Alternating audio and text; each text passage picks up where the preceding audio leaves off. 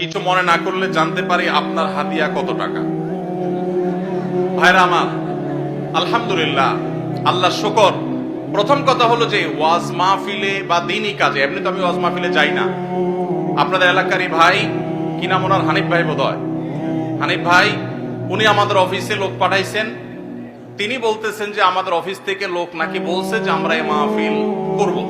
এটা বহু কয়েক মাস আগের কথা, আমাদের মনে নাই। যেহেতু ভাই বলছেন, মুসলমান তো মিথ্যা বলবে না, তাহলে হয়তো আমাদের কেউ বলছে।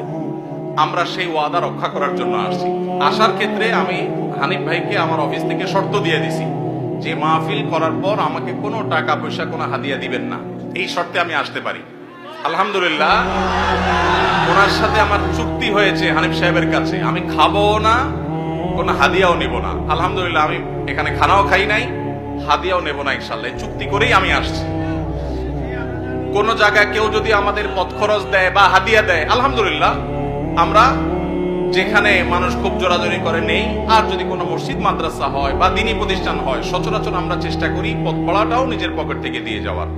এটা যেহেতু প্রশ্ন খোঁচা মেরে করেই ফেললেন, সেই প্রসঙ্গে বলা, হানিফ ভাই এখানে উপস্থিত আছে, সাক্ষী উপস্থিত আছে, ওনার সাথে চুক্তি করা হয়েছে। যেহেতু মাদ্রাসার মাহফিল, মাদ্রাসার জন্য দুনিয়ার টাকা উঠানো লাগতেছে, একটা মসজিদ নাই, বাচ্চাদের থাকার জায়গা নাই, তাহলে এখান থেকে আমার হাদিয়া নেওয়া লাগবে কেন? আলহামদুলিল্লাহ, আমার চলার মতো ব্যবস্থা আল্লাহ তাআলা আমাকে দিয়েছে, যথেষ্ট দিয়েছেন।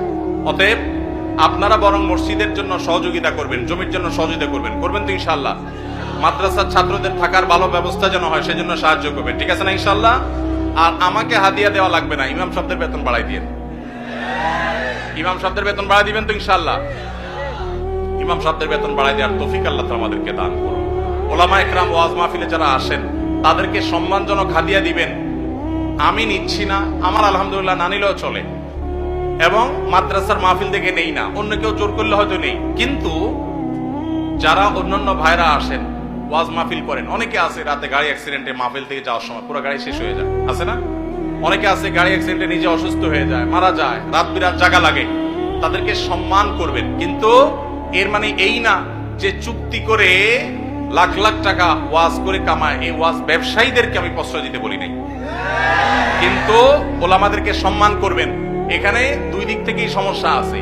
হুজুরদের অনেকে যেরকম চুক্তি করে, এটা যেমন একটা সমস্যা, আবার ওয়াজ মাহফিলের আয়োজক অনেকে আছে অনেক ধান্দা করে, সেটাও একটা সমস্যা। আমি আজ থেকে অনেক বছর আগে, আপনার জেলার নাম বলবো না, যে কোনো এক জেলা মাহফিলে যাওয়ার পর আমি দেখি এরকম মোটা একটা খাম ধরা দিছে আমারে। পরে যায় খুলে দেখি ওখানে টাকার সাথে বাকি সব কাগজ দিয়ে মোটা করে দিছে। এত নিকৃষ্ট মানুষও এই সমাজে আছে।